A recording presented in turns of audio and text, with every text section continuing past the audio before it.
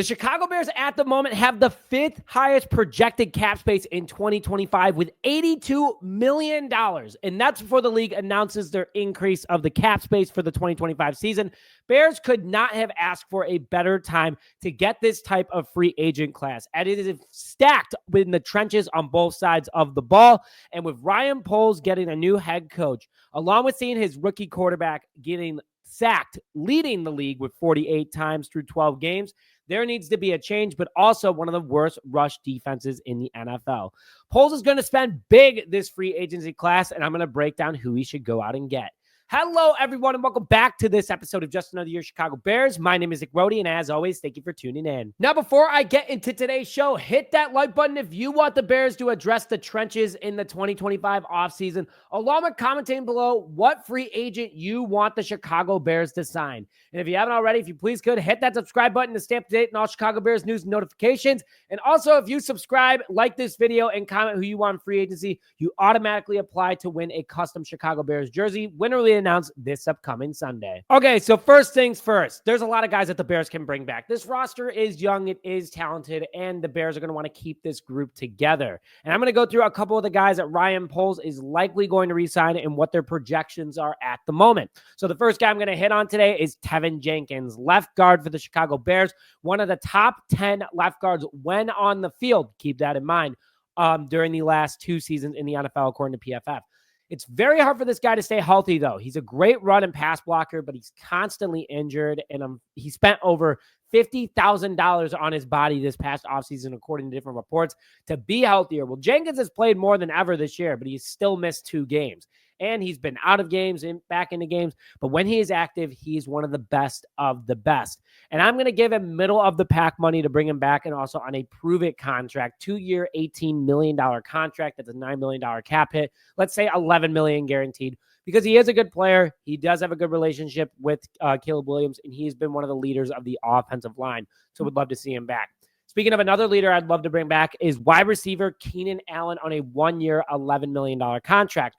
From the production we've gotten from him this year, paying him the $16.5 million he has this year is a little crazy. But if he gets more than 10 touchdowns this year somehow and over 1,000 receiving yards in the last 5 games of the season, so total of the season, I would absolutely give him the bag again. But Keenan Allen has even said himself he wants to stay in Chicago or go back to Los Angeles. And he's doing a really good job with Caleb Williams so far. So in my personal opinion, I would bring him back on a 1-year, $11 million contract. Great, just 3-headed monster again for Williams. He knows this wide receiver room. Why break them up? And he's starting to click really well with them. Number 3, Darrell Taylor, the guy that we traded for this past year from the Seattle Seahawks for a 6th-round pick, was very productive at the beginning of the season, and they figured him out, double-teaming him, but a very solid depth piece to add as he opens up other opportunities for other players. I would love to bring him back on a 1-year, $3.5 million contract, exactly what he's getting paid this year. Strong pass rusher, good depth piece, still young and still needs to prove his production. But I understand if he wants to walk and try to go elsewhere. Number 4 would be Jack Sanborn. Due to Matt Eberflus's defensive system that he's been in the last 2 years, Bears only needed 2 linebackers, but with bringing in a potentially new defensive coordinator and defensive-minded coach, I would love to see him back, as we could go back to the 3-man linebacker room. And I'd give him a 2-year, $10 million contract. He's a solid asset to the team. He was an undrafted rookie free agent. He hasn't put up Pro Bowl numbers by any means, but he's a solid guy to have on your squad, very athletic, and also he would still be very young when this contract's over. Still $5 million a year. The Lake Zurich kid would absolutely love that. Then finally, 3 more guys I quickly want to hit on, and all special teams. Jalen Jones, Josh Blackwell, and Patrick Scales. With Jones and Blackwell, you bring them in on 1-year, $1 million contracts. Solid gunners, also great depth pieces for the defense, and they've been leading special teams for the last 2 years. Definitely want to keep that going. But then Patrick Scales, if he's able to come back to football, that back surgery that he had earlier this year is pretty darn serious and can keep him out for a while. I would sign him to a 1-year, $1.5 million contract, exactly what he got. And after all that, I'm spending $32.5 million of my $82 million, and that leaves me also with having to save $14 million for my 8 rookies that I got to bring in this year.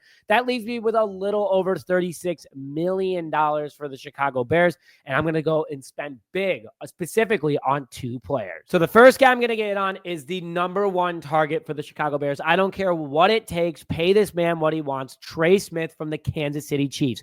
He is a right guard, can play left guard as well, but but the former 6th-round pick out of Tennessee was a part of Ryan Poles' last draft class in Kansas City, and he has been a top right guard in the NFL for the last 3 years and been a part of 2 Super Bowl Chiefs teams, could be 3 this upcoming year. They're not going to be able to pay him, though, because of the payroll that the Chiefs have right now, and he's expected to get $16 to $20 million next year. The 25-year-old has had over a 90 PFF grade for pass blocking overall and run blocking in the last 3 years, only allowing 2 sacks, 4 quarterback hits, and 10 quarterback pressures. And again, this guy was drafted by Ryan Poles himself, has a special relationship with him, might want to give him potentially a discount to come to Chicago, who's going to be good for a very long time after this offseason. You heard it here first, folks. And get the best of the best. Protect Caleb Williams. No more 40-plus sack seasons through the first 12 games. Not even 40 in the whole season. I want that over with.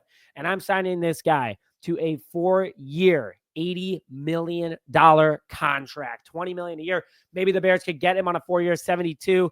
I'm personally going to hope that they get him a little bit lower, maybe put some incentives in there and guarantee more money. So let's go with the $18 million per year, and that is going to be 4-year, $72 million contract, leaving me with $17.5 million left to go out and sign on the other side of the trenches, because in my mock draft that I did earlier this week, I addressed the trenches a ton for the future with young players. Now I'm just going out and getting a veteran presence on that defensive line, and I'm going to go over that in just a second. But before I get more into it, I would like to thank today's sponsor, Authentico Organic Tequila, 100% USDA organic, no additives, made in Guadalajara, Mexico, and it is a family-owned startup based out of Chicago, Illinois.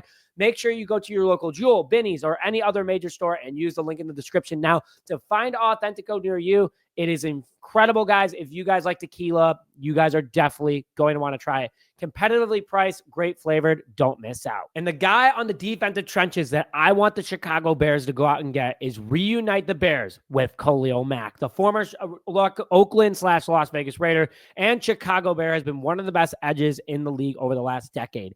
8-time Pro Bowler, 6-time All-Pro, Hall of Fame team star for the 2010-2016 Defensive Player of the Year. The guy is absolutely incredible. 106 total career sacks, 621 total tackles, 180 quarterback hits, and 142 tackles for loss. Khalil Mack is a heck of a player. He was on the biggest deal for an edge in NFL history when he came to the Chicago Bears, and he did very darn well when he was here. But unfortunately, with bad offenses, Vic Fangio leaving, he declined a little bit. He wasn't the guy that we got from Las Vegas, but he went to LA and revamped his career, having 30 sacks over the last 3 seasons, along with over 50 tackles for loss. And he's been a solid mentor for the Chargers, a great edge, and he could do the same thing for the Chicago Bears, being paired with Montez Sweat, but also with a couple of the edge options that I brought in my mock draft. Give this man a 1-year, $10 million contract that leaves me with $7.5 million left. I think Khalil Mack will do it, come back to Chicago. His family is still here, still owns his properties here, can finish his career here, retire, and live in one of the greatest cities in the world. Now, guys, I know I didn't cover center. I know I didn't cover another couple of positions, but I did that all in my mock draft because building this team through the draft is going to be key. And the Bears having 4 picks in the first 3 rounds is absolutely massive. So I want you guys to go back and watch my mock draft video if you guys haven't after this one. But also, I want to hear your guys' thoughts on this free agency. I want to hear who you want the Bears to go out and get. And also, would you re-sign all the guys that I re-signed, or would you let a couple of them walk? But with that, thank you, as always, for tuning into this episode of Just Another Year Chicago Bears. My name is Nick Rody, and as always, bear down, baby.